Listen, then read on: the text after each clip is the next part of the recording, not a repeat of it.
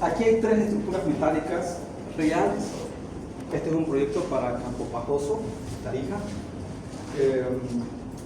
Este es un proyecto, bueno, este proyecto es, digamos, mío. Este proyecto no es mío, pero le he dado soporte a un colega que hizo un curso conmigo, un colega de Argentina. Está calculando esta torre, que es bastante simple, una estructura metálica que tiene, como pueden ver, tiene tirante. ¿Okay? Este proyecto aquí tampoco es mío, pero yo siempre les doy soporte a la gente de Alpadoca. Alpadoca es probablemente la empresa más grande a nivel mundial en todo lo que tiene que ver con andamios, ¿sí? Entonces, esta estructura que ustedes ven aquí son de andamio. Las estructuras de andamio son estructuras temporales y son estructuras de acero, ¿sí? Los andamios son de acero. Entonces, algo interesante, hemos hecho una sinergia con la gente de Alpadoca. Justamente la oficina que se encarga de todos los cálculos, porque esto se tiene que calcular, ¿no? Ustedes no pueden armar en el sector petrolero, minero, donde ellos hacen muchos trabajos, o también en el sector privado, siempre se van a pedir un cálculo, o sea, tienen que ir con un cálculo.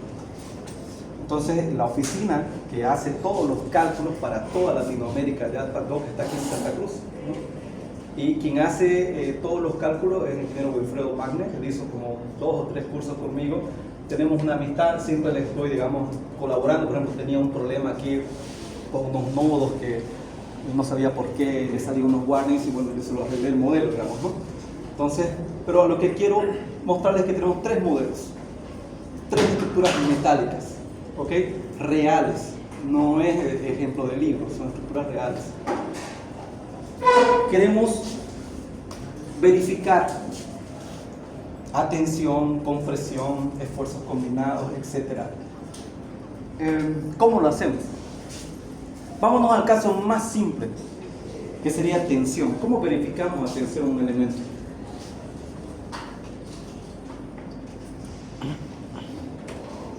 ¿Qué hacemos? ¿Dónde vamos? ¿A quién recurrimos? ¿Qué leemos? ¿Qué buscamos para hacer el diseño de tensión? Porque en las estructuras metálicas siempre vamos a tener elementos que trabajan a tracción, otros que trabajan predominantemente a compresión, a tensión, otros a flexión, ¿sí? A corte. Es muy raro que un elemento metálico esté condicionado por el corte, salvo que sean ménsulas, pero puede haber. Pero vamos al caso más simple, que es la tensión. ¿Qué harían para poder verificar el elemento? Podríamos hacer algo muy, por lo menos para tener una idea, podríamos aplicar resistencia de materiales. Todos ustedes han visto resistencia de materiales 1 y 2, ¿no es cierto? Entonces, yo puedo utilizar resistencia de materiales y me acuerdo de que el esfuerzo a tensión no es más que la fuerza sobre el área, ¿no es cierto? Y eso tendría que compararlo con ¿qué?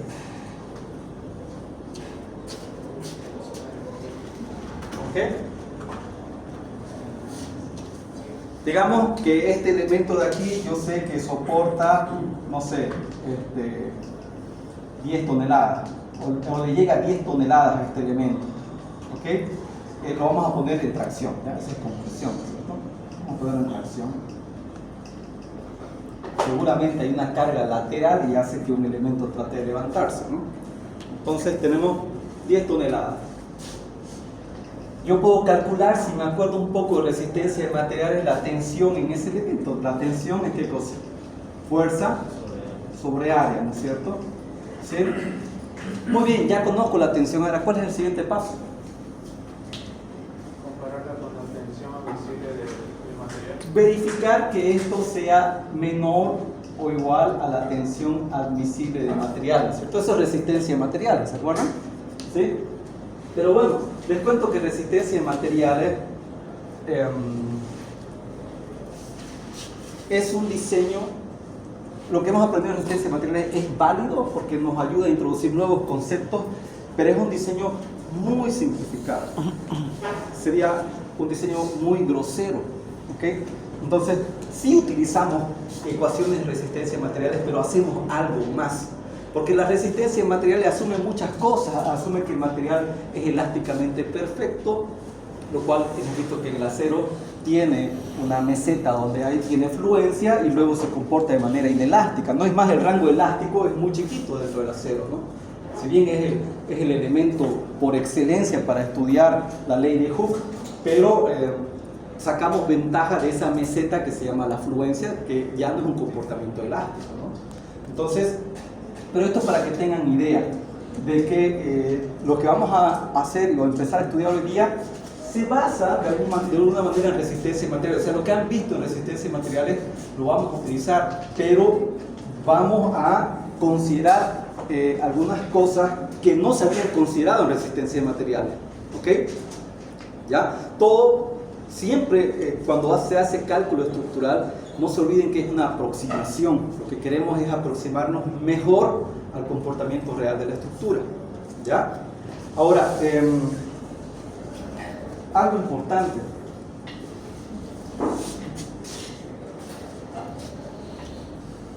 Por un lado tenemos la resistencia de los materiales. Por otro lado tenemos la estática.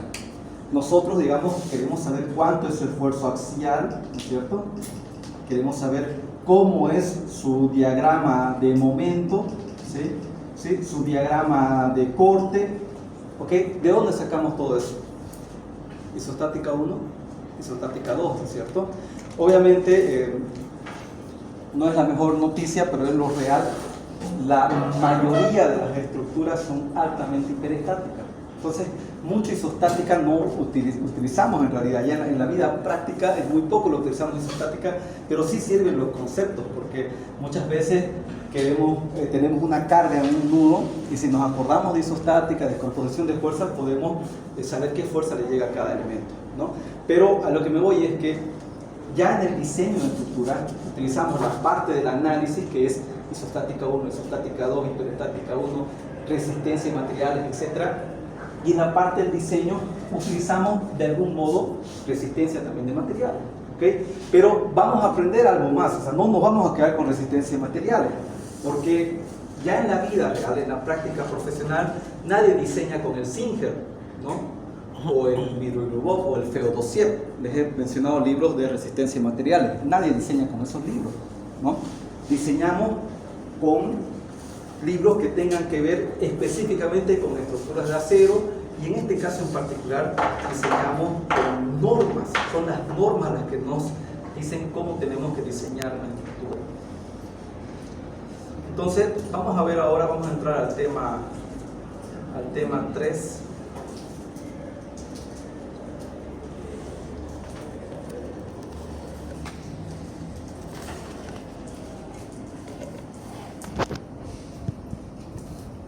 Hoy vamos a ver el tema 3 y 4. Así que no es complicado, son temas cortos, pero tenemos que verlo antes de entrar a la compresión. Entonces, como les había dicho, no vamos a utilizar libros de resistencia de materiales para hacer diseño. No lo hacemos ni para acero, ni para hormigón, ni para madera. ¿Okay? Eso tiene que quedar claro. Utilizamos normas, códigos, ¿sí? Las normas o códigos son, por así decirlo, la autoridad que nos dice cómo tenemos que diseñar, qué estados límites tenemos que verificar, ¿ok? Así que vamos a empezar con ese tema.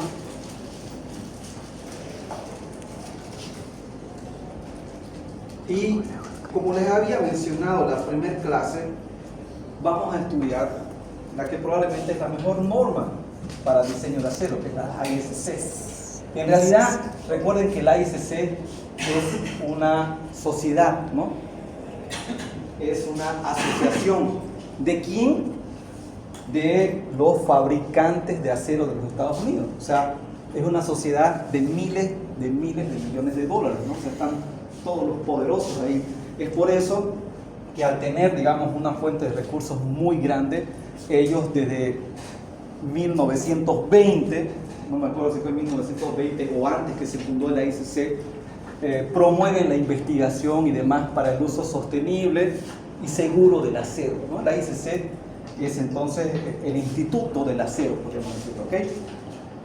que aglutina a todos los actores, principalmente a los fabricantes de acero.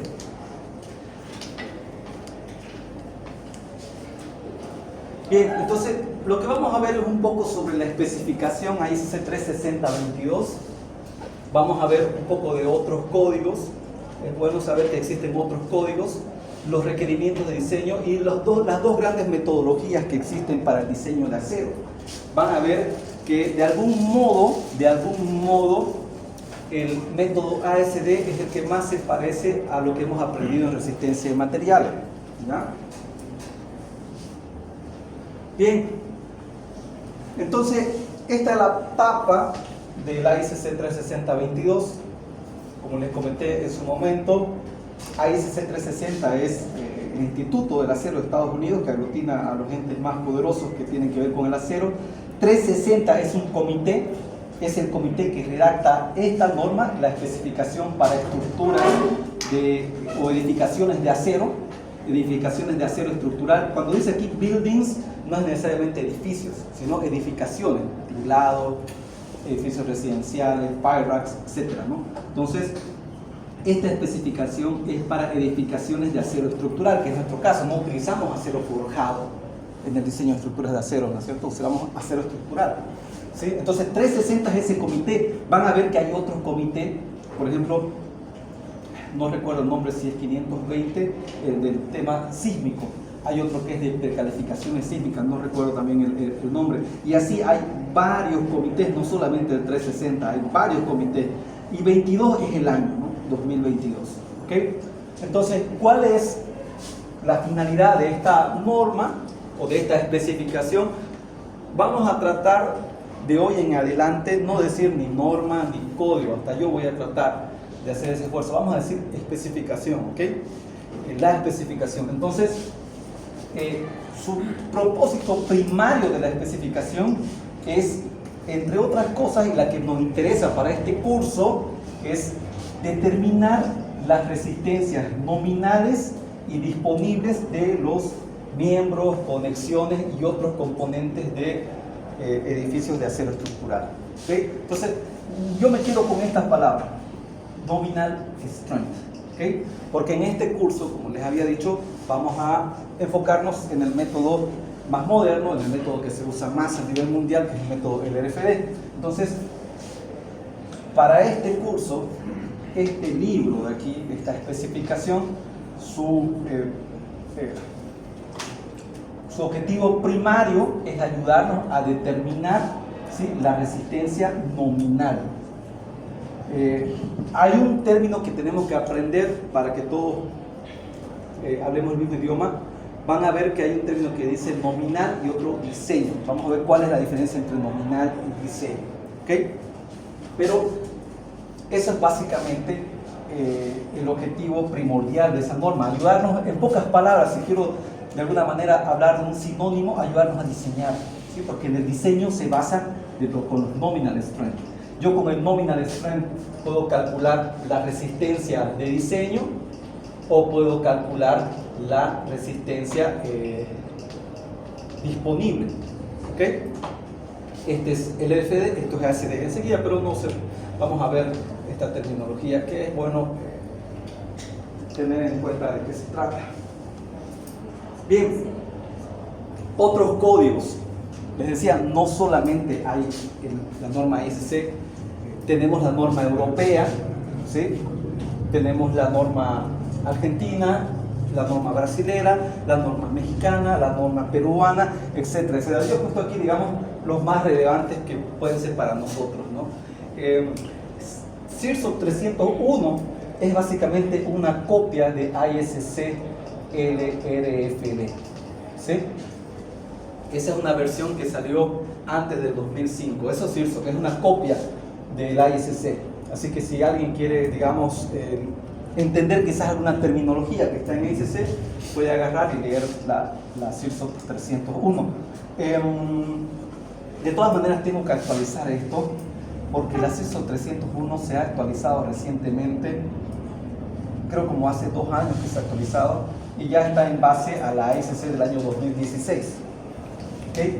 Luego está la NBR 8800, que es la norma brasilera, que toma muchas cosas de la norma americana y también toma muchas cosas de la norma europea, ¿sí? Pero puedo decir que la norma brasilera está más apegada a la norma americana, ¿ok?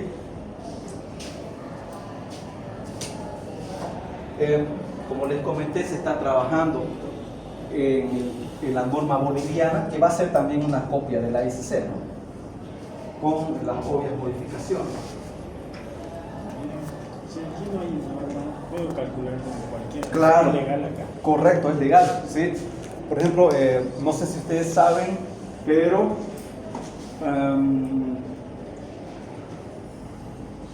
la Sociedad de Ingenieros Bolivia emite lo que se llama el visado, ¿sí?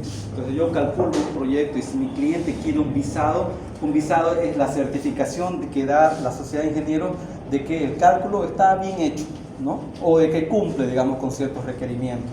Entonces, ellos, los revisores, revisan cargas, revisan las normas que utilizas, todo. Entonces, no hay norma boliviana de acero. Entonces, tranquilamente puedes utilizar AICC, NB, CIRSO, la que quieras, ¿no? Generalmente AICC es la que más se utiliza, ¿no? Seguramente cuando salga la norma boliviana, los revisores se van a... Ahorita los revisores no te hacen problema si presentas con AICC. Es la norma, como les digo, que más se utiliza. Pero sí, me imagino que cuando se publique y sea oficial la norma boliviana, que probablemente sea de aquí 2 años, ya va a ser, digamos, sí o sí tiene que estar con la norma boliviana. De todas maneras, les comentaré que eso es muy relativo, porque si bien tenemos norma de hormigón, y yo hago visar proyectos, no todos los clientes, a ver, solamente como comentario, de un 100% de los proyectos, solamente un 10% se hace visar, porque el visado se paga, no es gratis, y está en función al área, de la estructura, entonces no todos los clientes quieren visado, ¿no? Generalmente cuando yo hago una cotización, le pongo mis honorarios son tantos, y le pongo ahí un asterisco, no incluye visado al hacer, ¿no? Eso corre siempre por cuenta de él, siempre se lo cargo al cliente. Entonces, no todos los clientes quieren eso o les interesa. Pero bueno, ese es otro tema. De todas maneras, lo que les quería decir es que cuando hago estructuras de hormigón, yo no hago con la norma boliviana, hago con la norma americana, ACI, y nunca me han rechazado. ¿Por qué? Porque es lógico, la norma boliviana de hormigón se basa en ACI. O sea, ¿por qué te podrían rechazar? No, si es lo mismo prácticamente. Bueno, este es el requerimiento de diseño más importante. Esto es lo que siempre tenemos que verificar, ¿ok? No se olviden que en el examen van a haber preguntas.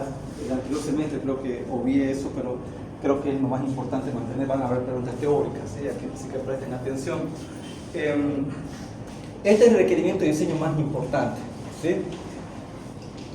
Lo que tenemos en el lado izquierdo es la demanda, es la solicitación, ¿okay? Es la carga que le llega, que yo determino mediante un análisis estructural. Si es una estructura isostática, haciendo las ecuaciones de equilibrio. Si es una estructura hiperestática, bueno, resolviendo la estructura por cualquiera de los métodos, ¿no? Ya si es una estructura hiperestática espacial, bueno, quizás lo más obvio sería utilizar un software, ¿no? ¿Sí? Pero si es un pórtico, puedo utilizar el método de la fuerza o el método de la rigidez. Pero bueno, lo que me interesa que entiendan es que lo que está del lado izquierdo, ya sea el método LRFD o ASD, es la demanda, es la solicitación, es fruto del análisis estructural, es la fuerza axial o el momento flector o el corte, lo que yo esté verificando. Esto quiero que entiendan que es de manera general. Esto puede ser corte, puede ser momento, puede ser tensión axial, puede ser compresión axial, etc. ¿Okay? Por eso está con la letra R, es algo general, no está con la letra P o con la letra M o con la letra B chica, que es como sabemos el corte simbolizar, ¿no? Bueno, entonces esto de aquí es la demanda, pero ¿por qué aquí dice RU y aquí RA? Bueno, en el método LRFD estas demandas están mayoradas, ¿sí?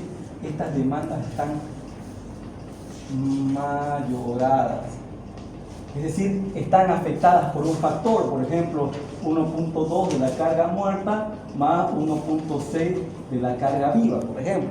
O sea, están factoradas. ¿Ok? En el método, es decir, que en el método LRFD, mis demandas siempre están mayoradas. Ahora, esa mayoración no es a libre albedrío, ¿no? Tenemos que cumplir lo que nos dice el AC7. ¿Se acuerdan del AC7? Donde estábamos viendo las cargas, ¿no? Entonces, esto tiene que ver con AC7.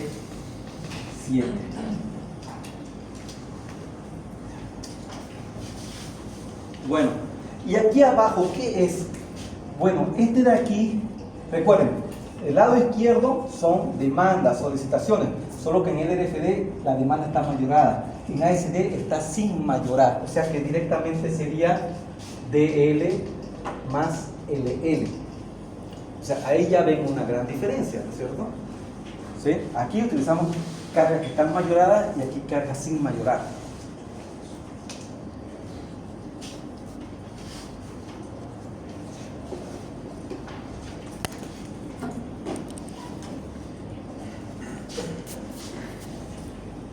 Bien, ¿qué es lo que tenemos en el lado derecho? Este phi que aparece aquí se llama factor de resistencia y este Rn es lo que se llama resistencia nominal. ¿Se acuerdan de la anterior presentación? Hablábamos de resistencia nominal, ¿no? Entonces, esta es la resistencia nominal. A este producto phi por Rn se llama resistencia de diseño.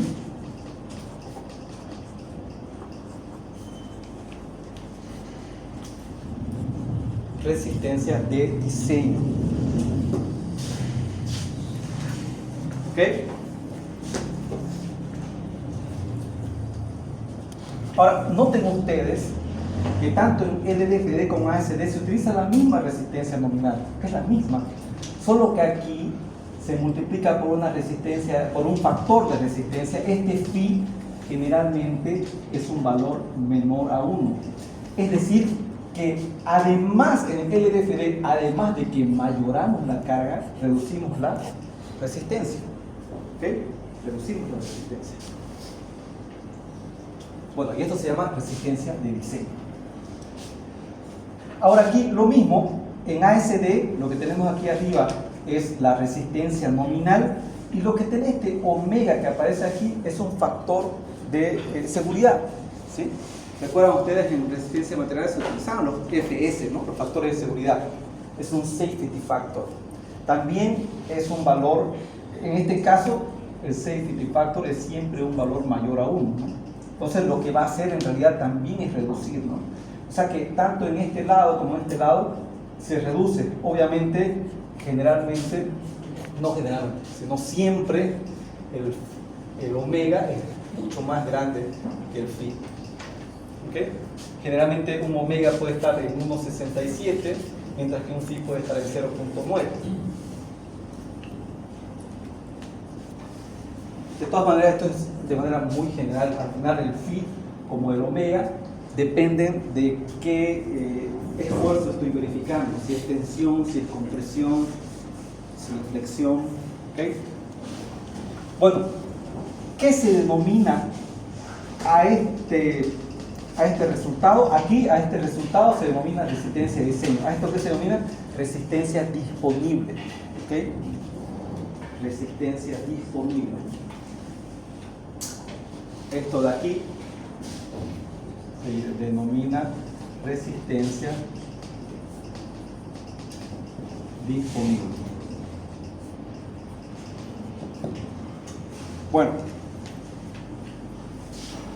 creo que ya es bastante obvio, digamos, la diferencia entre los dos métodos, pero lo más importante, sea LRFD o ASD, es que la normativa nos exige que se cumpla esto. Es decir, que las demandas, ¿sí?, sean menores, ya sea la resistencia de diseño o a la resistencia disponible, depende de qué método estoy utilizando, ¿no? Pero la demanda siempre tiene que ser menor.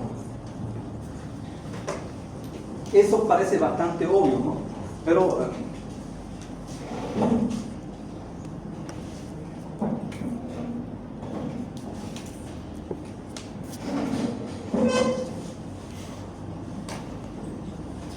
y vuelvo a repetir, en este curso vamos a utilizar el método LRFD. ¿Okay? Ese es el método que vamos a utilizar.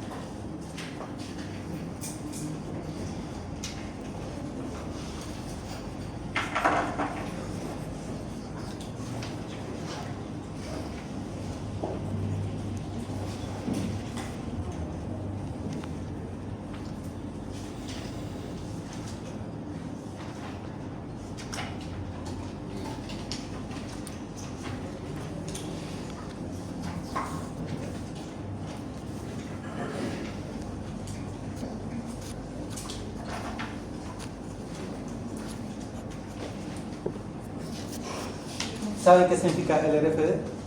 ¿Alguien sabe? ¿Ah?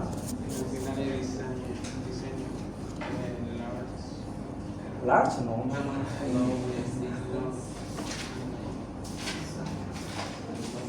¿Y ASD? Bueno, entonces esto se lo dejo a ustedes para que lo investiguen, ¿sí? Para que lo lean, para que busquen qué significa LRFD, qué significa ASD. ¿Okay? Es bueno saber qué significa. Imagínense llegar a final de semestre y no saber qué significa LRFD. Bien.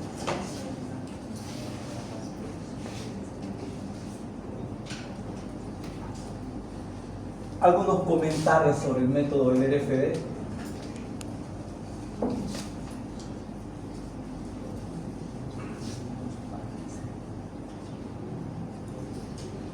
Bien, primero que este es un método que se basa o se fundamenta en modelos probabilísticos. Esos factores de incrementos de carga vienen justamente de modelos probabilísticos, vienen de estadística. Esos factores de reducción vienen también de esos modelos probabilísticos, o sea que el método del LRFD está basado en probabilidades. ¿Sí? Nosotros en estadística llevamos probabilidad. ¿Ustedes ya pasaron estadística? Sí. ¿Llevaron probabilidad? Sí. Si no me acuerdo, yo estadística lo dejé a lo último, porque creo que se puede, ¿no? O antes se podía. O sea, no había materia que dependía, que me acuerdo. No me acuerdo si estadística lo presentó. Bueno. Entonces, algo importante del método LRFD, que como ya hemos visto, es que las cargas se incrementan, ¿sí? Las cargas siempre se incrementan mediante factores de carga, así se llama esos factores. El 1.2 de la carga muerta, ese 1.2 es un factor de carga, ¿sí? Y las resistencias se reducen utilizando un factor de resistencia. Por ejemplo, para flexión y para tensión el factor de resistencia es 0.9. Para corte es 0.75. ¿Por qué será que para corte es 0.75? Bueno, porque tenemos más incertidumbre con un fenómeno que se llama shear battling o bandeo por corte. Algo importante es que esta metodología, este método, lo que nos predice siempre es la carga última.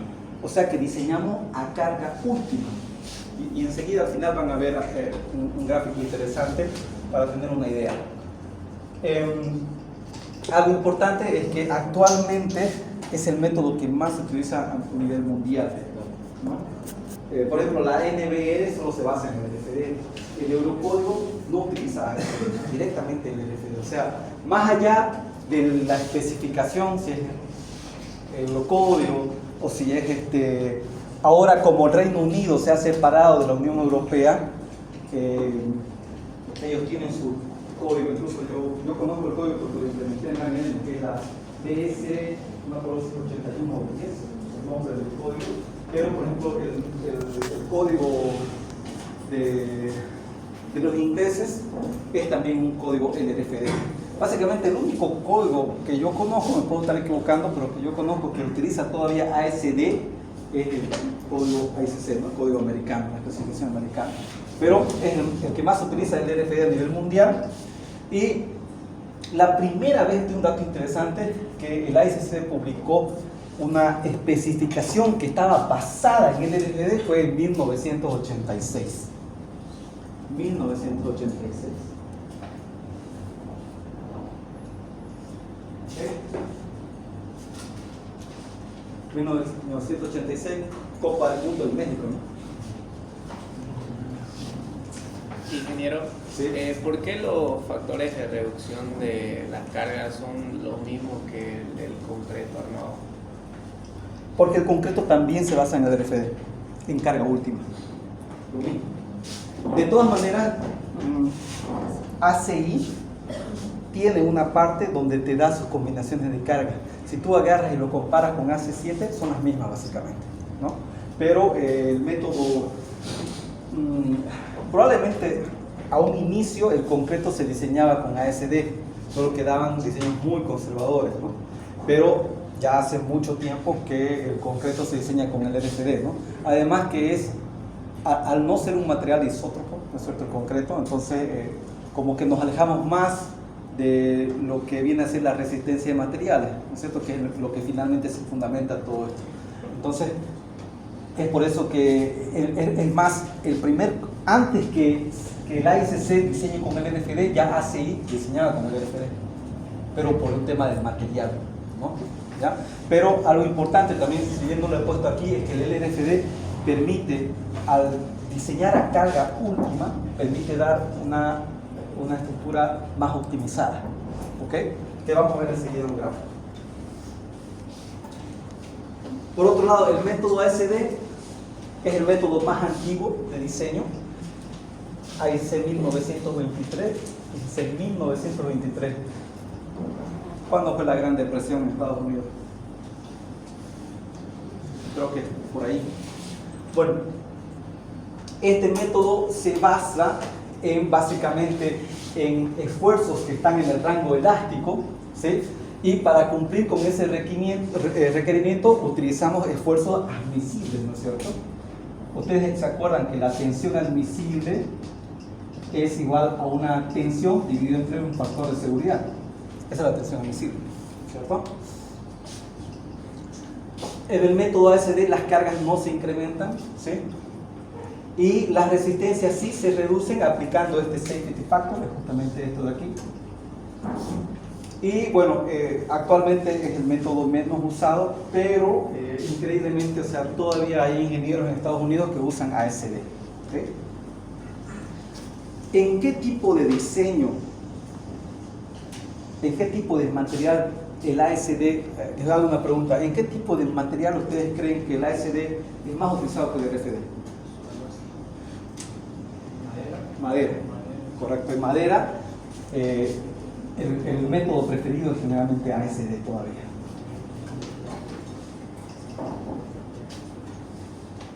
Ahora esta gráfica me parece muy interesante. Fíjense, esta es la resistencia nominal.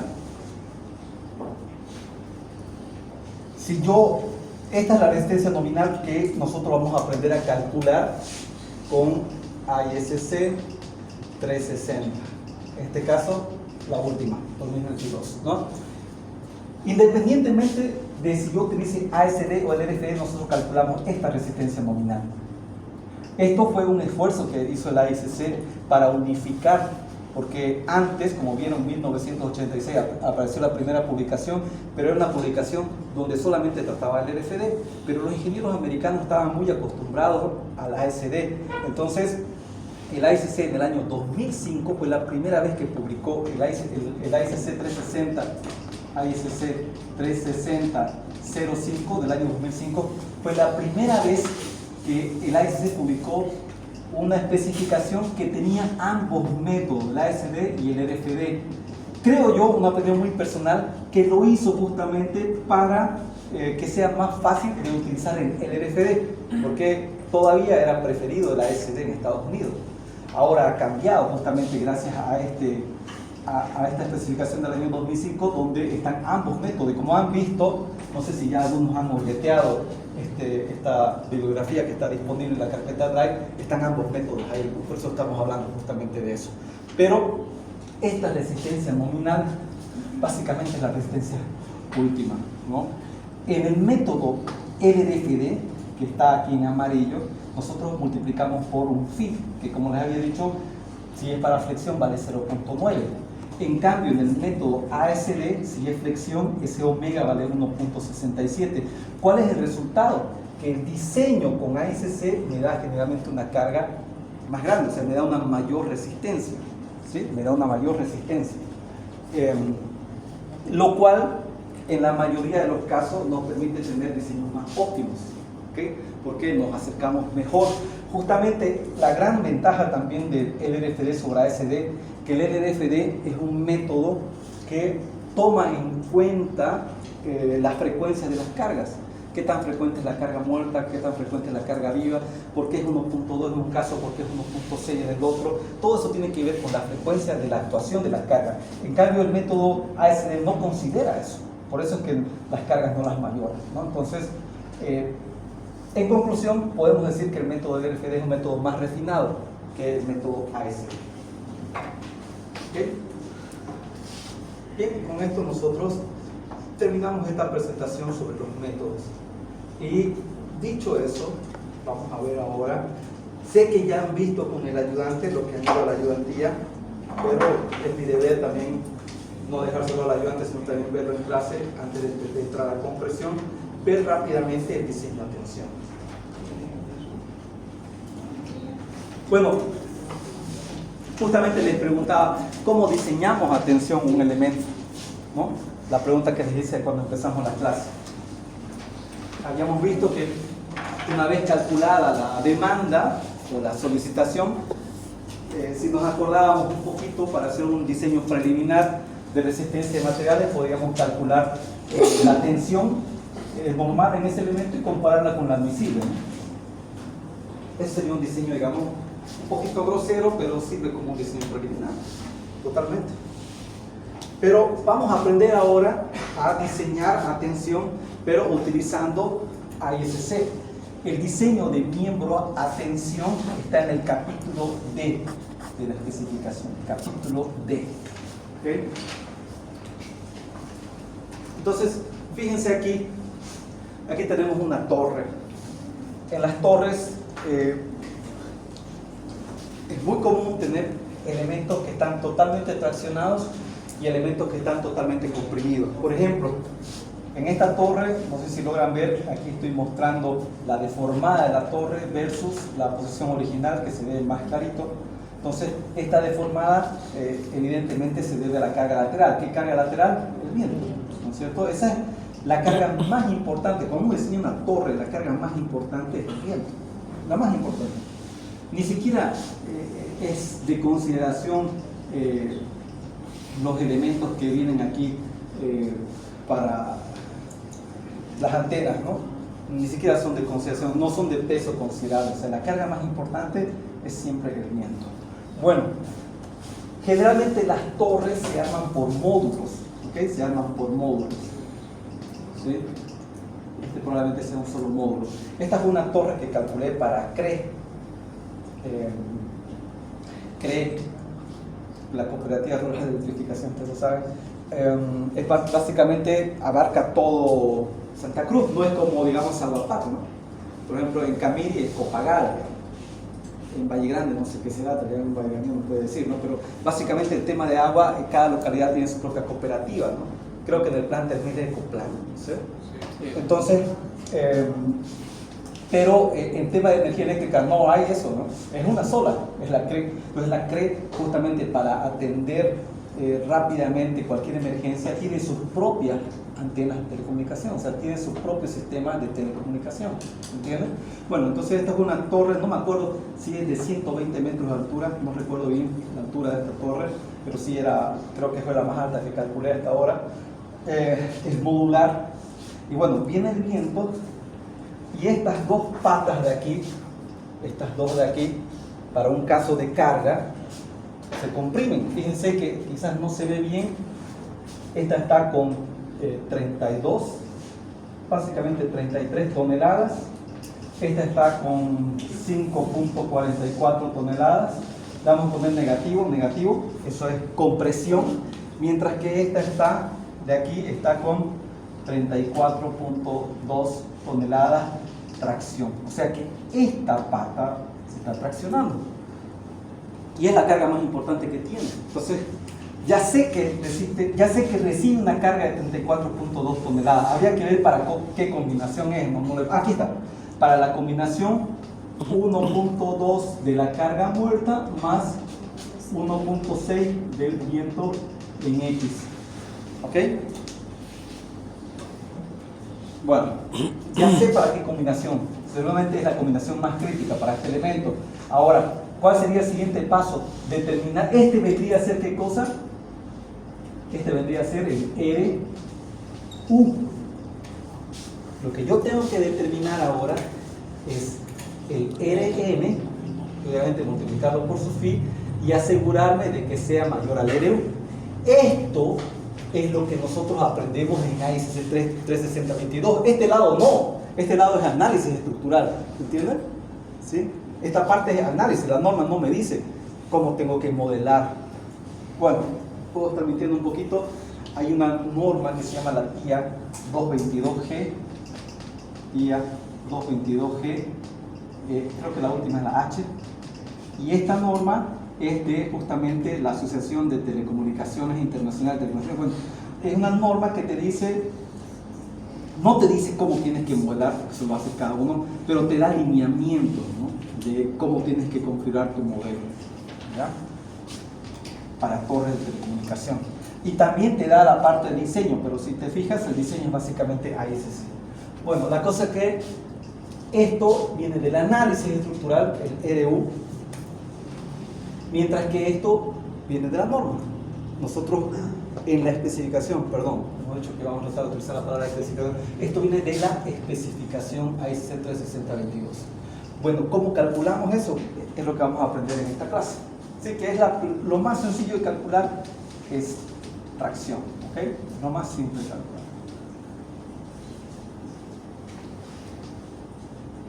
Bueno, ese es un ejemplo. Aquí hay otro ejemplo. Por ejemplo, este es una cercha metálica de perfiles conformados en frío, steel framing. Como vieron en el congreso que hubo, creo, no sé si armaron una cercha, la verdad no lo sé. Pero bueno, en este caso, por ejemplo, el montante está en tracción, ¿no? Está con una tracción de básicamente 280 kilogramos, ¿sí? Obviamente, si nosotros comparamos con las 33 toneladas de hace rato, 34, es nada, ¿no? Pero es nada para esa otra estructura. En cambio, para esta estructura sí es mucho, porque estas son estructuras de chapa bien delgadita, ¿no es cierto? ¿Sí? Entonces, ahí tenemos un elemento en tracción, o sea que es relativo. Esta es una parte del pipe rack que calculé para la planta de biodiesel. Aquí tenemos unos elementos diagonales que ante una carga sísmica, ¿sí?, este diagonal de aquí, va a entrar en compresión, mientras que este otro va a estar en tracción. ¿Cuánto de tracción? 4 toneladas, ¿no? Entonces, nosotros tenemos que ir, ¿para qué combinación? 1.2 de la carga muerta, 1.2 de la carga viva y 1.0 de earthquake, sismo. ¿Ok? Es una combinación de cargas. Esas combinaciones están en AC7. Entonces, aquí tenemos un elemento que trabaja primordialmente a tracción y tengo que verificarlo. O sea que estos son los RUs, sale del análisis. El RN es lo que vamos a aprender a calcular enseguida. Bueno, ASC 36022 en su capítulo E me dice que D, capítulo D de dedo, me dice que son básicamente dos los estados límites. Entonces aquí, desde hoy en adelante vamos a hablar mucho de estados límites. ¿Okay? ¿Qué son los estados límites últimos? Bueno, son situaciones que llevan al colapso de la estructura. Eso es un estado límite último. ¿Okay? básicamente hay dos estados límites que debo considerar para tensión. Uno es la tensión en fluencia, donde se utiliza la sección gruesa. Cuando hablo de sección gruesa AG, ¿qué será AG? El área gruesa de la sección, ¿no? Y el otro estado límite es la tensión en rotura, donde yo utilizo la sección neta. ¿Ok? La sección neta, ya vamos a ver enseguida. Algo muy importante, la tensión en rotura siempre está relacionada con la conexión, con cómo se transmite esa carga de tracción, siempre. Mientras que esto de aquí no le importa la conexión, ¿sí? Esta es la tensión en fluencia. Entonces, son dos estados límites. Esa puede ser tranquilamente una pregunta, ¿no? Indique cuáles son los estados límites para el diseño de tracción. Bueno, tensión en fluencia y tensión en rotura. ¿Okay? Esos son dos estados límites. ¿Qué son estados límites? Son situaciones o fenómenos que van a llevar al colapso de una estructura, ¿sí?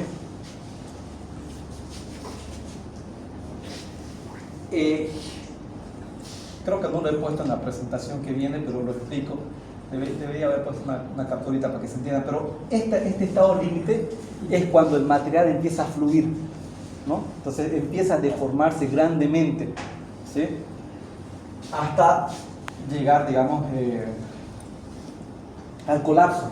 Mientras que esta otra es generalmente un estado límite frágil, que tiene que ver mucho con la conexión, donde el material básicamente se rompe, ¿sí? Van a ver, por ejemplo, que los factores de reducción de resistencia, vamos a ver que justamente como la fluencia es bien conocida, el factor es 0.9, mientras que la rotura, al ser algo más súbito, si la memoria no me falla, es 0.75. O sea, es más conservadora el diseño a rotura. ¿Ok? Bien. Entonces, ¿cómo diseñamos o cómo calculamos la resistencia nominal para tensión en fluencia? Fíjense que de aquí en adelante ya no vamos a utilizar el RN. El RN que era la resistencia nominal. De aquí en adelante, dependiendo de qué capítulo estemos, generalmente P es la letra por excelencia que utilizamos para esfuerzo axial, sea tracción o compresión. Entonces vamos a utilizar P y N. ¿Ok? Entonces esa es mi resistencia nominal. ¿A qué? A tensión en fluencia. Bueno, es la cosa más fácil del mundo. Es el FI por el área gruesa. ¿Ok? El FI la material, la fluencia material por el área gruesa. Básicamente, si nos acordamos de resistencia en materiales, es como despejar P. El área pasa a multiplicar. Esta tensión es la tensión en fluencia, no es cualquier tensión, es la tensión en fluencia. ¿Ok? Y listo, con esto tenemos nuestra resistencia nominal. Vuelvo a repetir, esta es la resistencia nominal a tensión yield. ¿Ok? Bastante simple, ¿no? O sea, muy fácil.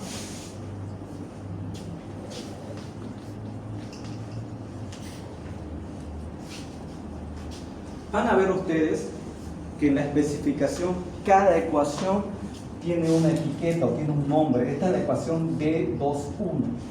¿Ok? ¿Por qué D? Porque el capítulo D es tracción. ¿Por qué 2? Es porque esta es la sección 2. Vamos a ver que la especificación, cada capítulo tiene secciones. Entonces la sección 2 y 1 es porque es la primera ecuación que se está mostrando. ¿Ok?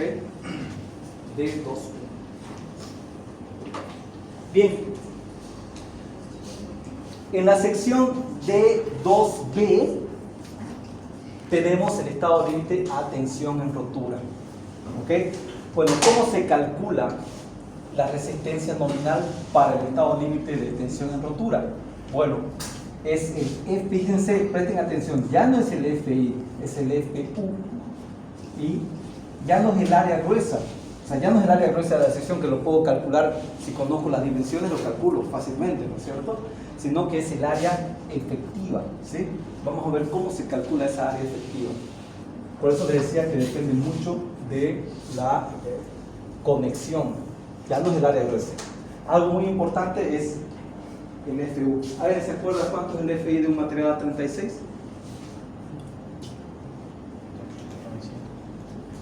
La afluencia de un material A36, ¿alguien se acuerda?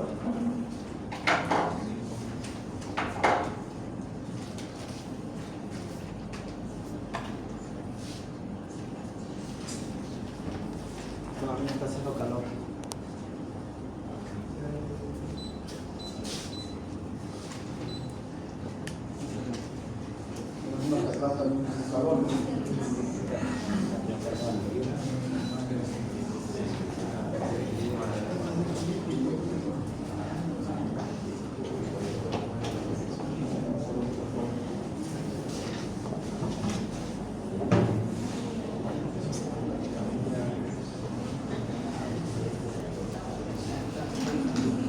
Pues lo dice, ¿no?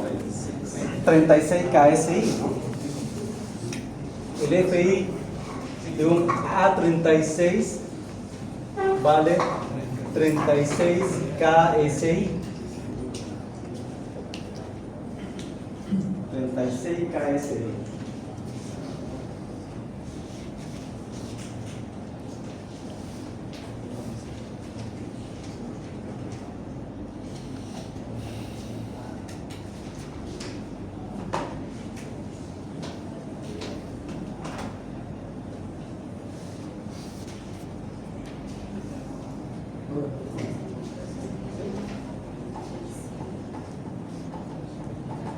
Ya. ¿Qué significa KSI?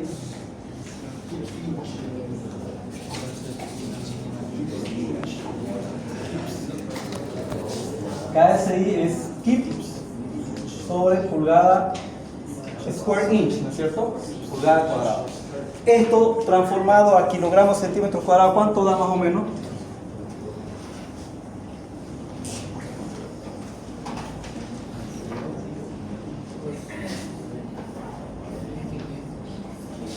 Da aproximadamente 2.531 kilogramos sobre centímetros cuadrados. Bueno, ese es el FI, la fluencia. Y el esfuerzo último donde rompe el material, el FU, ¿cuánto vale? De un A36, que es distinto para cada material. ¿Alguien se acuerda? De 58 a 80. Es 58 KSI. 58 KSI. ¿Ok? Bueno, fíjense, hay algo interesante. El FI es bastante más grande que el FU es bastante más grande que el FI, pero el detalle está en el área efectiva y luego en el factor de reducción de resistencia. ¿Ok? Bueno, ¿qué es esa área efectiva? Bueno, esa área efectiva se define en la misma sección D, en el punto 3 de la sección del capítulo D, la sección D3 sería. Nos dice que el área efectiva es el área neta por SU. SU es un shear lag factor, así se denomina en inglés, o un factor por corte diferido, esa sería su traducción al español. Shear lag factor, aquí está, ¿no? Quizás no se ve atrás. Shear es corte, lag viene de lastre, entonces es un factor de corte diferido. ¿Ok?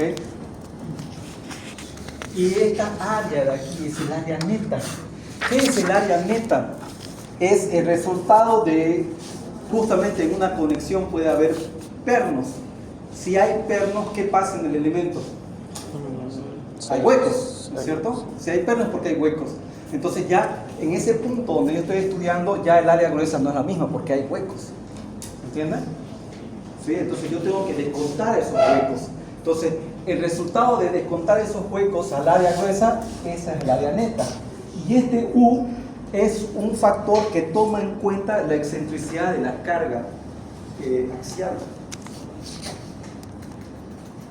Sinceramente, ahí se ha resuelto de manera, digamos, muy ahí se ha resuelto de manera muy simple algo que puede ser muy complicado. ¿Ok?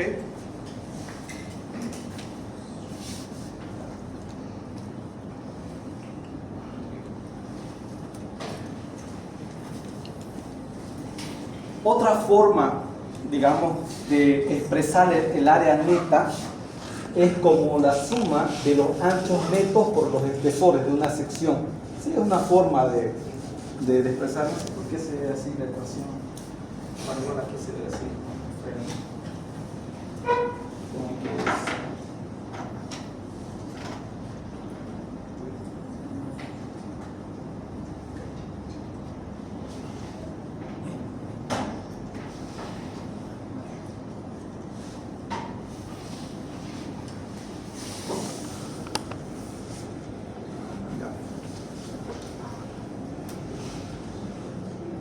Entonces, una forma de expresar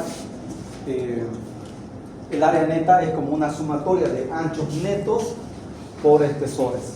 ¿Okay? Bueno, ahí hay algo que luego lo vamos a comentar. Aquí está abajo, se lo dejo para que lo lean ustedes.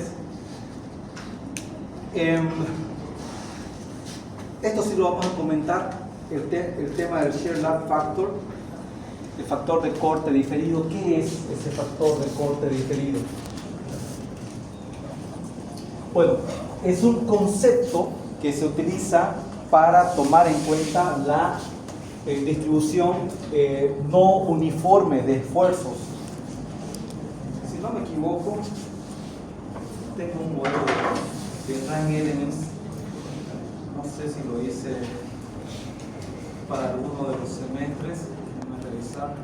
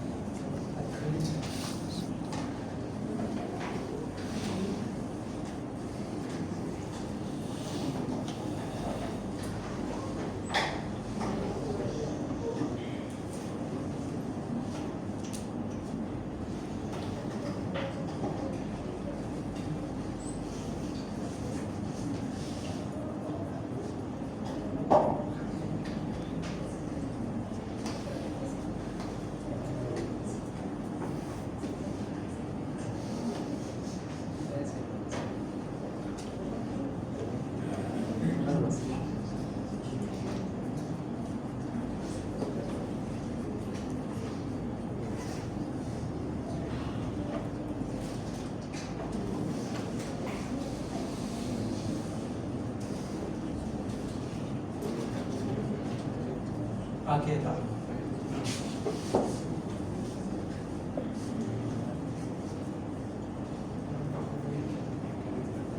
O sea, ese factor lo que hace es tomar en cuenta cómo se transmite la carga axial en un elemento estructural. Ustedes van a ver que no siempre se transmite, cuando un elemento se conecta a otro, no siempre se conecta todo el elemento, sino una parte, y eso es muy común, por ejemplo, en angulares, como les voy a mostrar aquí. Por ejemplo, en angulares que van empernados, no se empernan las dos alas, se emperna una ala y se la conecta al otro elemento, la otra ala queda libre. Entonces, la carga axial no se está transmitiendo por toda la sección, sino por una de las alas. Entonces, fíjense este modelo que en su momento dice Rand Elements. Esto es un angular hecho con placas.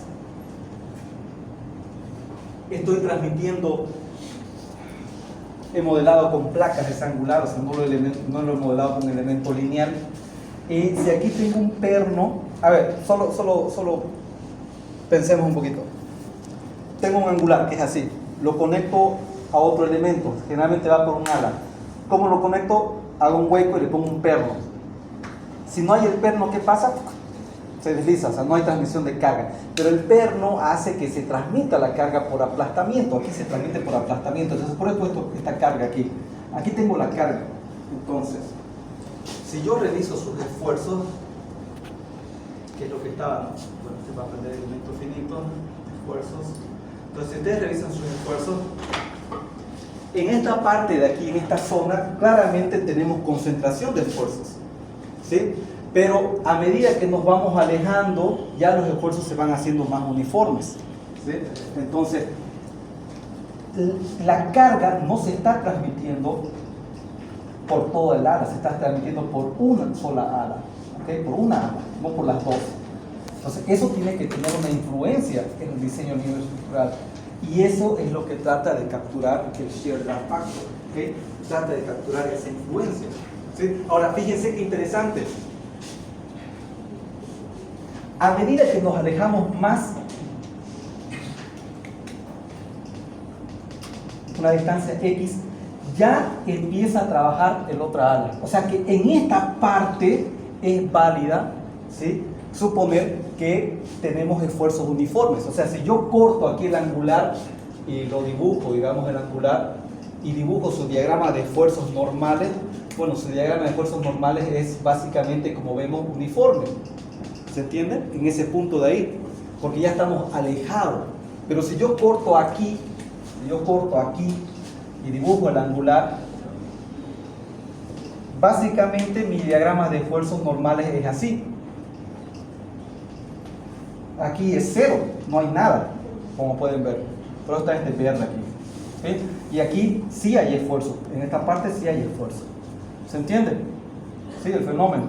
Entonces, ese factor U, que se llama Shear Lag Factor, trata de capturar esta complejidad de manera muy simple. Obviamente son ecuaciones que han sido ajustadas, ¿no es cierto?, a modelos reales, a testeos, experimentos, etc. Entonces, ese es el tema del Shear Lag Factor.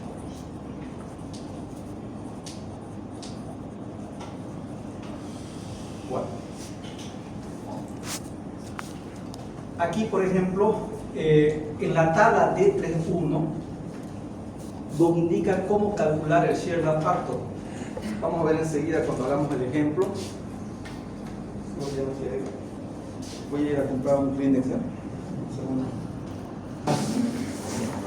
El Shear Lag Factor. Bueno, la manera de calcularla está en esta tabla, en la tabla D3.1, que está evidentemente en la AICC 36022. Hay varios casos. Yo tengo que identificar cuál es el caso. Y de acuerdo a ese caso, yo aplico el Shear Lag Factor. Fíjense que el primer caso, por ejemplo, me dice que el Shear Lag Factor es 1.0. Bueno, ¿cuándo es 1.0? Cuando la tensión se transmite por todos los elementos de la sección transversal. ¿Okay? Por ejemplo, si yo tengo dos angulares,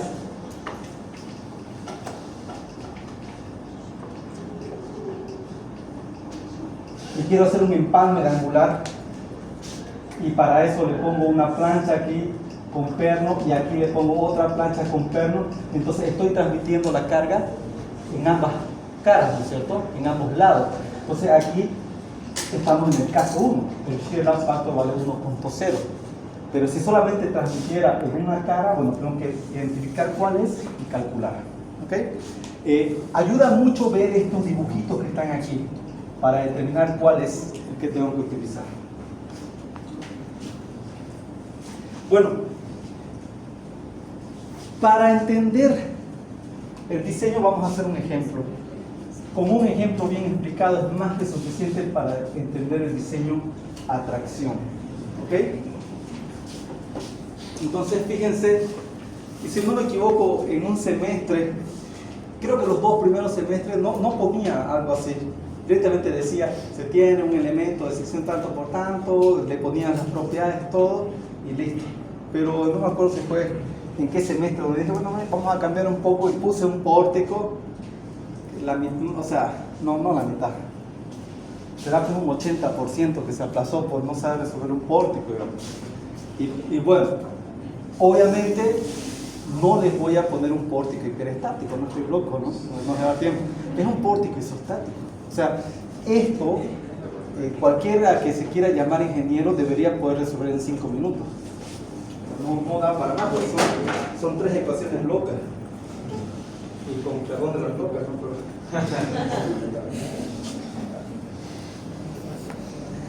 Lo que vamos a hacer es explicar cómo se resuelve este problema. ¿Sí? Entonces les voy a pedir, son 9:15, atrás 9:30 terminamos y todos ponen su parte. ¿Okay? Bien, entonces dice verificar la diagonal. Este es un elemento diagonal, es básicamente esta estructura que está aquí, si no me equivoco. Vamos a poner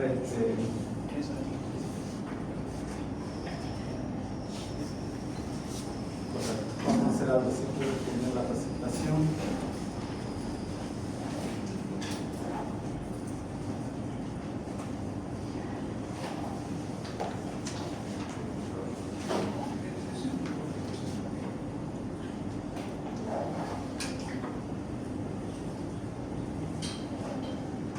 Bien, entonces tenemos esa estructura que es un pórtico, ¿sí? Y ¿qué es lo que se quiere? Verificar la diagonal. Este elemento se denomina diagonal. ¿Okay? Generalmente cuando ustedes agarren una literatura americana se les llama brace, en inglés se le dice brace, así, brace, ¿okay? O arrastramiento. Nosotros le decimos más diagonal, pero en realidad es eso, es un arrastramiento. Está arrastrando este nodo, porque este nodo está fijo aquí, ¿no? Pero este nodo no se va a desplazar, entonces se supone que es la fundación. Entonces está arrastrando este nodo, ¿sí? Para evitar que se deforme mucho la estructura. Bueno, entonces me dice que la altura del marco es de 4 metros, esto es 6. Me parece que no es el mismo problema, pero no importa, esto es 4 o 6 metros, que lo vamos a ver enseguida. Nos dice que la viga de beam es viga, y el brace están hinged. Vamos a hacer un poquito de zoom ahí, están arrastradas. ¿Okay?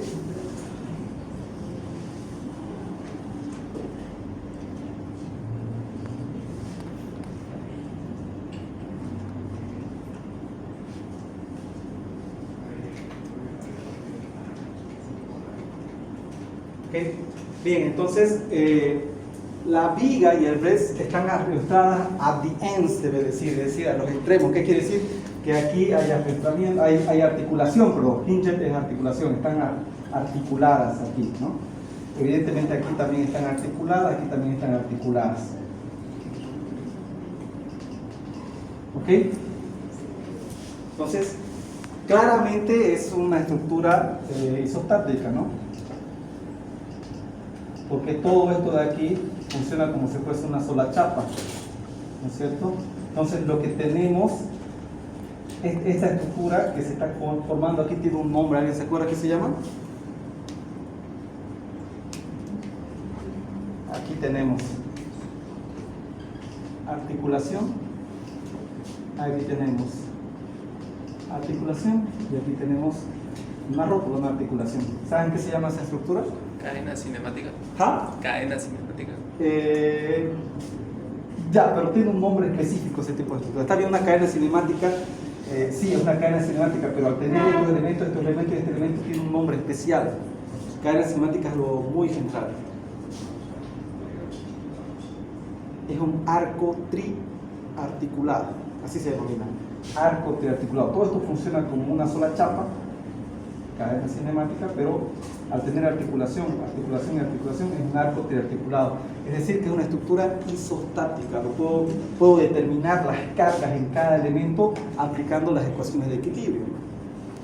Si fuera una estructura hiperestática, podría intentar resolver con alguna ecuación de compatibilidad, más o menos lo que aprendimos en resistencia de materiales, ¿no?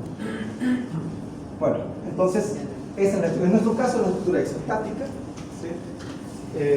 Algo importante es que esta estructura tiene carga muerta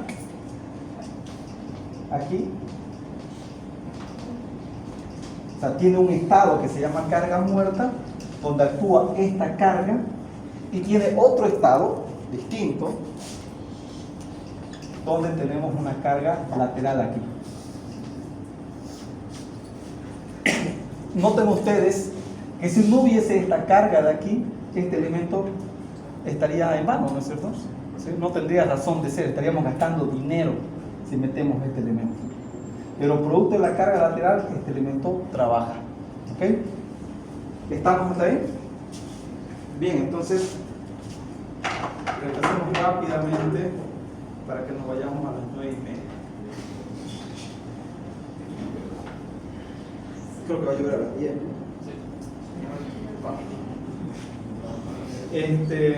Sigamos. Entonces ahí está la estructura, lástima no se ve muy bien, se ve muy clarito en el... Aquí.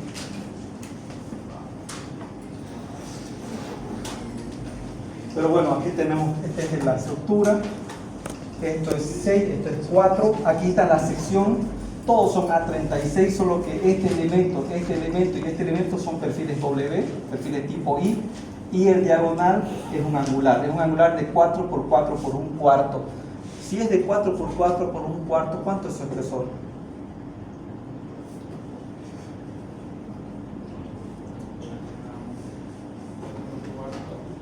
¿Ah? Sin miedo. Un cuarto, ¿cierto? O sea, 0.25. Su espesor de este angular es 0.25. Su nombre lo dice, ¿no? ¿Y cuánto vale sus lados? 4 pulgadas, ¿cierto? 4 por 4. Es un angular de alas iguales, ¿no es cierto? Ya. Entonces, esto es lo que le decía. Tenemos 3 toneladas metros de carga uniforme para carga muerta del load. Tenemos una carga horizontal puntual aplicada en este nodo para carga viva de 10 toneladas. Aplicamos equilibrio, las ecuaciones de equilibrio, y vamos a encontrar que para carga muerta es muy simple, es 9 toneladas de reacción, mientras que para la carga viva, para esa carga que teníamos aquí, las reacciones son 6.67 toneladas hacia arriba, 6.67 toneladas hacia abajo, y esta para equilibrar la carga de aquí de 10 toneladas. Listo. Esto se encuentra haciendo ecuaciones de equilibrio, ¿no? Ahora, una vez sabemos las reacciones, lo que nos interesa probablemente es lo más fácil. Podríamos irnos a este nodo de aquí para encontrar la carga en el brace, en el angular, pero en este nodo tenemos más información, tenemos estas fuerzas, sabemos. Entonces lo que vamos a hacer es estudiar el equilibrio de este nodo, de ese nodo que está ahí, ¿ok? Entonces, aquí está dibujado ese nodo, es este nodo de aquí, esta es la columna, este es el angular, estas son las cargas. Fíjense que para vamos a ver aquí, para carga muerta, básicamente, quiero que piensen un cachito, para carga muerta, si yo hago aquí equilibrio en el nodo, ¿cuánto vale esto? 0. 0, ¿no es cierto? 0. Porque no hay, en este nodo no hay fuerza horizontal, ¿no es cierto? Entonces este es 0, vale 0. En cambio aquí, bueno, de ya que el signo tendría que ser así, ¿no es cierto? ¿Sí? Y vale las 9 toneladas, ¿sí? Entonces, ¿qué quiere decir? Que la carga muerta, y es lo que le decía, no produce ningún esfuerzo en el angular. Entonces el que nos interesa es la carga de viento. Entonces nos vamos a la carga de viento. Tenemos las reacciones que hemos calculado en ese nodo. Presten atención que esta reacción es hacia abajo, ¿sí? 6.67. Esta es hacia la izquierda, 10 toneladas, este es horizontal, este es vertical. Y bueno, hacemos equilibrio en el nodo, ¿no? Si hacemos sumatoria de fuerzas horizontales, PW por el coseno de alfa, siendo alfa este ángulo, ¿no es cierto? Tengo la componente horizontal y tiene que estar en equilibrio con las 10 toneladas, ¿sí? De ahí despejo PW, que es la carga de viento en el angular, por eso tiene W. De todas maneras, quizás no es el mejor nombre, ustedes le pueden poner un mejor nombre. encontramos coseno de alfa es igual a 6 sobre la raíz cuadrada de esto, ya es trigonometría, eso lo pueden hacer ustedes, es simple. Y bueno, encontramos esto de aquí. El valor me sale positivo. ¿Qué quiere decir? Que el sentido que ha asumido es el correcto y es tensión, es tracción, ¿no? Ahora, ojo, si no me equivoco, no me acuerdo si fue el semestre pasado o el anterior, puse una estructura similar, pero yo no les dije diseñen atracción o compresión. Creo que les dije solamente verifiquen el angular. Entonces, la única forma de saber si iba a utilizar el capítulo D o el capítulo E, que hay mucha diferencia, porque este es tracción y este es compresión, era saber si este PW es tracción o es compresión, ¿no es cierto? Si fuese compresión, como decía mi profesora en primaria, estoy peinando calaveras, no estoy haciendo nada, ¿no es cierto? Pierdo mi tiempo, ¿sí? Bueno, en nuestro caso de tracción, entonces utilizamos capítulo D, que es lo que estamos estudiando. Ya tengo esta fuerza de aquí, pero ojo, esa todavía no es mi demanda.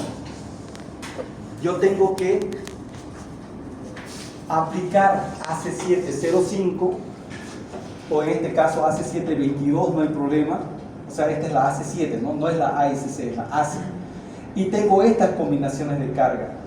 1.4 de la carga muerta, 1.2 de la carga muerta, más 1.6 de la carga viva. Bueno, tengo todas estas. Acuérdense que la carga muerta no produce ningún esfuerzo en el angular, ¿estamos de acuerdo? Todo esto se anula, ¿no es cierto? O sea, el PD en el angular de carga muerta es 0, por eso todo esto se anula. Entonces me quedan estas dos, que al final es lo mismo, 1.6 de W. Entonces, 1.6 de PW, que es lo que calculamos en el anterior paso, esto es 0, da 19.22. Este es mi PU, esta es mi demanda, y lo que yo tengo que verificar es que el PU sea menor o igual al phi, a la resistencia nominal de atracción. Bueno, aquí ya hicimos una parte que es análisis estructural, es lo que les decía. Esta parte es análisis estructural. Esta parte de aquí ya es diseño, es utilizar la especificación. Muy bien. Entonces, aquí yo creo que es mejor que haga un poco de zoom para que puedan ver los que están atrás. Así que voy a salir de esto y voy a hacer un poco de zoom.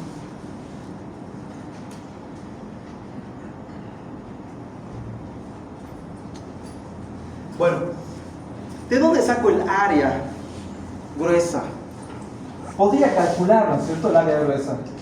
Sé que es 4 por 4 y esto es 0.25, todo pulgadas, ¿no es cierto? Sí, pero no hacemos eso, a no ser que sea un perfil armado. Estos perfiles son perfiles laminados en caliente, no son totalmente rectos. Aquí tienen una curvita, aquí tienen una curvita y aquí también tienen una curvita. Entonces, el área no es similar a esa área que nosotros calcularíamos, ¿ok? Podríamos hacerlo en un caso de un prediseño que no sepamos o no tengamos la información, pero en ASC o en perfiles laminados en caliente tenemos el famoso manual que también está compartido en esa carpeta, y ese manual vamos a utilizar desde esta clase en adelante bastante. ¿Qué hay en ese manual? Es un libro así, si no me equivoco les mostré, creo que cuesta $500 para los que no son miembros de la ICC. Para los que son miembros de la ICC cuesta como $300. Les mostré, si no me equivoco, que viene en tapa naranja, es la actual, perdón, tapa dorada es la actual, tapa celeste es la anterior. Este manual sale generalmente un año después de que sale la ICC 360, ¿no? Y si bien el ASC 360 lleva el año, el manual no, el manual viene por versión. Si no me equivoco, el que corresponde a este es la 16ª versión. ¿Okay? De todas maneras, ¿qué cambios hay entre estos dos, entre el 16 y el 14, por ejemplo? Básicamente ninguno, ¿sí? Un cambio que puede haber habido es que metieron más secciones, pero después otros cambios importantes no hay, pero son unos libros así de gruesos, muy útiles, tienen mucha información muy útil, por eso se llama manual, es un manual. Entonces, una de las informaciones que sacamos del manual son las propiedades de la sección. Entonces, aquí tengo, por ejemplo, el área gruesa, vale 1.93 pulgadas al cuadrado, aquí lo he convertido a centímetros. tengo este I sub I. ¿Qué es este I sub I? Es la posición del centro de gravedad. Ese es el I sub I. 1.08 pulgadas, es decir que de aquí medimos con una regla 1.08 pulgadas y vamos a encontrar el centro de gravedad. ¿Ok? Bueno, ahí está el espesor, las propiedades del material y bueno, el primer estado límite que vamos, recuerden que son dos estados límites. ¿Ok? Recuerden que son dos estados límites. Uno es fluencia y otro es rotura. ¿Sí? Algunos creo que ya están parados sus cosas. No hagan ruido, por favor, porque yo igual en el examen me voy a desquitar. Son las 10, recojo. Ese mismo rato. No, mentira, el último examen creo que nos quedamos media hora más de lo que tenía que hacer. Pero bueno. Pero no hagan ruido, por favor, ¿sí? Concentrémonos en terminar esta parte. Bien, entonces, tensión e influencia. ¿Sí? El primer estado límite, el más simple de todos, es multiplicar el FI, que son los 2.531 kilogramos centímetros cuadrados, por el área gruesa, que es un dato que viene del manual, que está en pulgadas y lo puedo convertir a centímetros. Ojo, pueden trabajar de la forma que quieran. Probablemente lo que más hacemos es trabajarlo todo en unidades del sistema imperial para no estar convirtiendo cada rato y ya el resultado final convertirlo a toneladas o toneladas metros, en el caso que sea un momento. ¿Me entienden? ¿Sí? En el caso del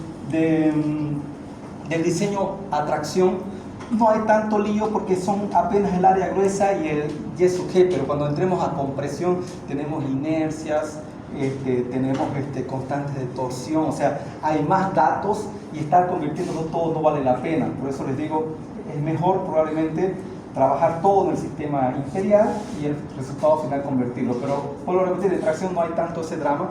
De todas maneras aquí está, ¿no? Calculamos y tenemos que nuestra resistencia nominal a tensión e influencia son 31.51 toneladas. La resistencia de diseño es este factor, ese factor está en la normativa, ¿sí? Vale 0.9. Multiplicamos 0.9 por este valor de aquí y lo que tenemos es que, ¿qué se llama este valor? ¿Qué se llama aquí? PN.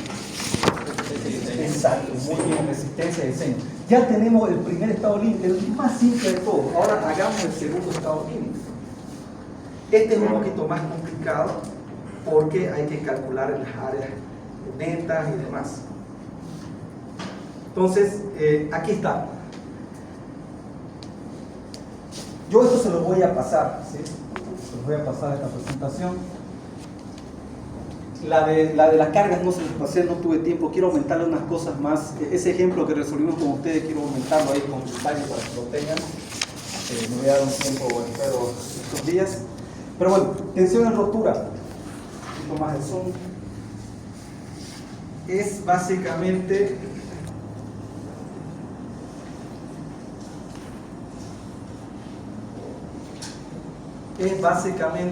lo siguiente.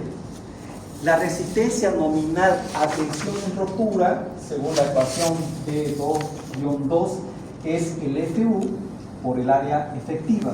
Y el área efectiva es el área neta por el shear lag factor. Muy bien. Para calcular esta área neta yo necesito información, me tienen que dar información, me tienen que decir cómo se conecta el angular con esa columna. Y aquí hay un detalle.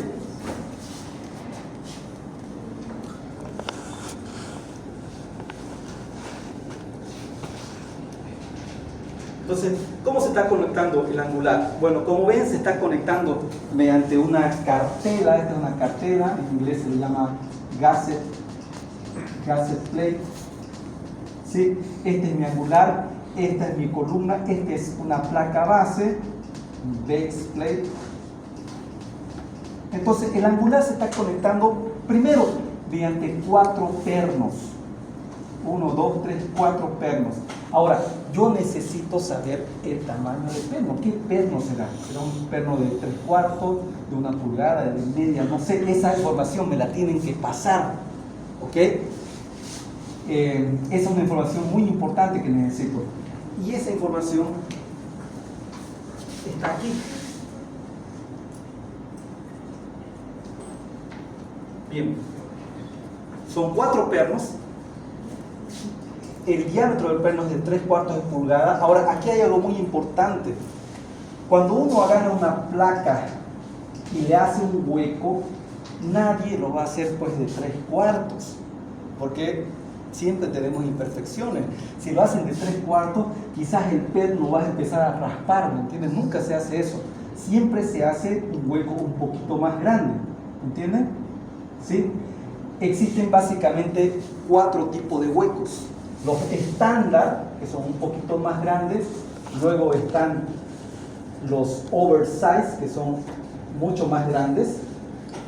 Cada uno tiene sus aplicaciones. Luego están los short slotted y los long slotted. Lo voy a tratar de dibujar aquí. Este vendría a ser un short slotted, algo así.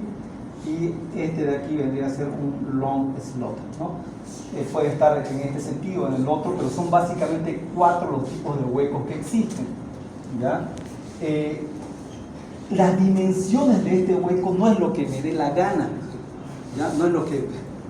Iba a decir algo que dicen los gauchos, ¿no? Que lo que me canten las pelotas. No es lo que me dé la gana, ¿no?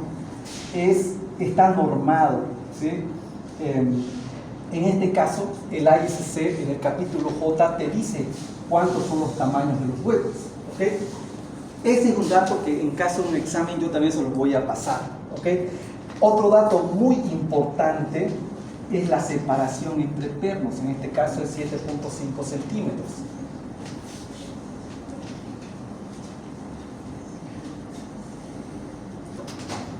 Entonces, vamos a irnos rápido ya al cálculo, estamos terminando.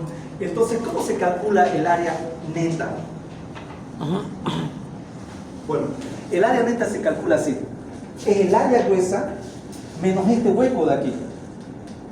Bueno, ese hueco, ¿cuánto vale? Esto es el diámetro del hueco, por eso está este H.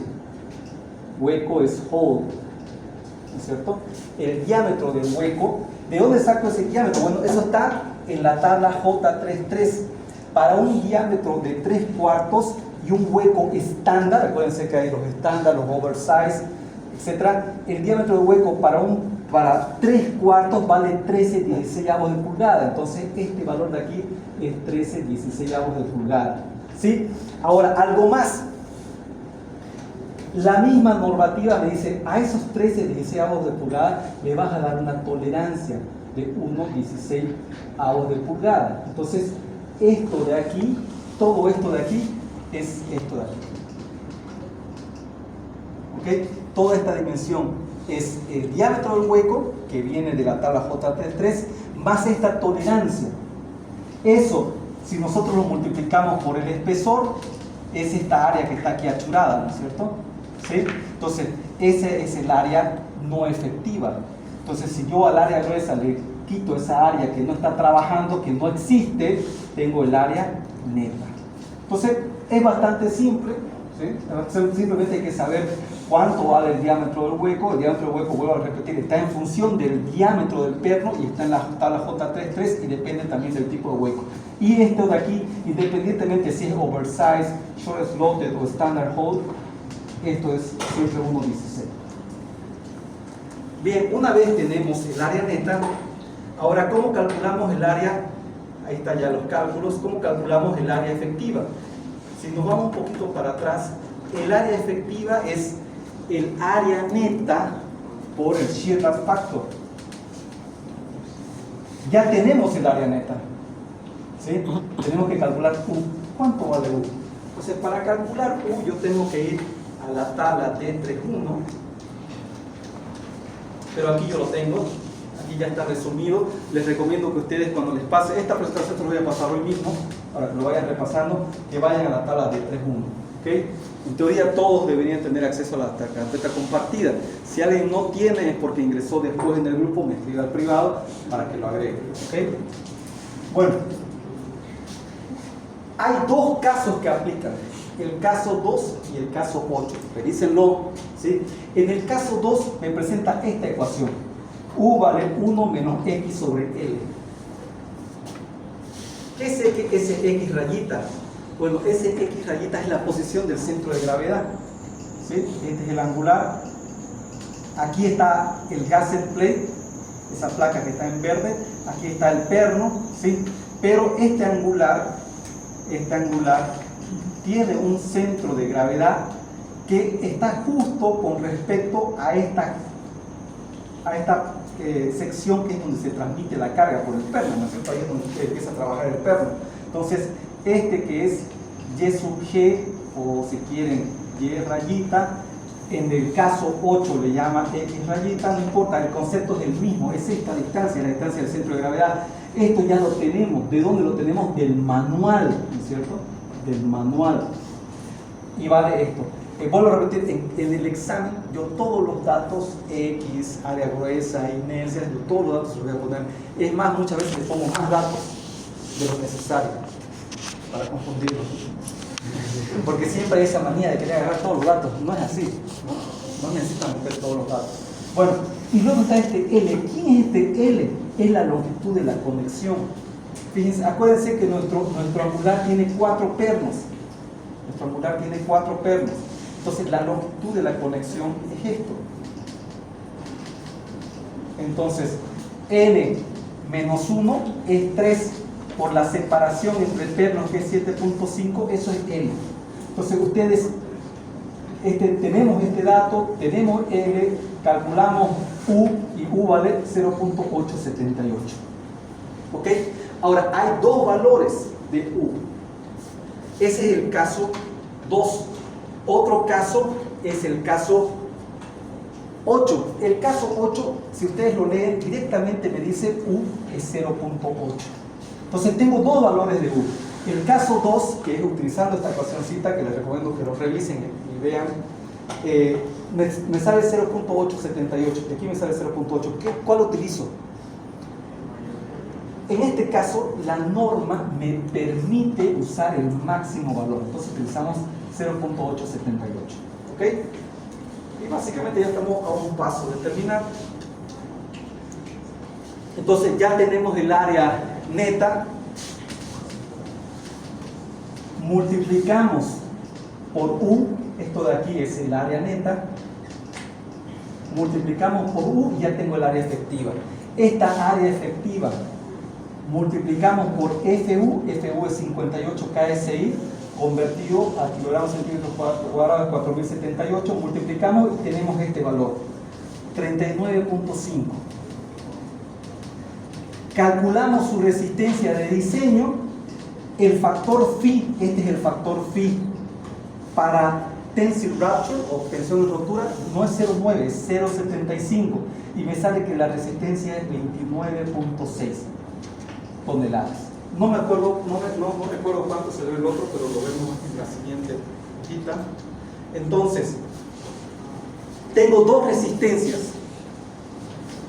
Aquí voy a hacer más zoom porque estoy seguro que atrás no se ve.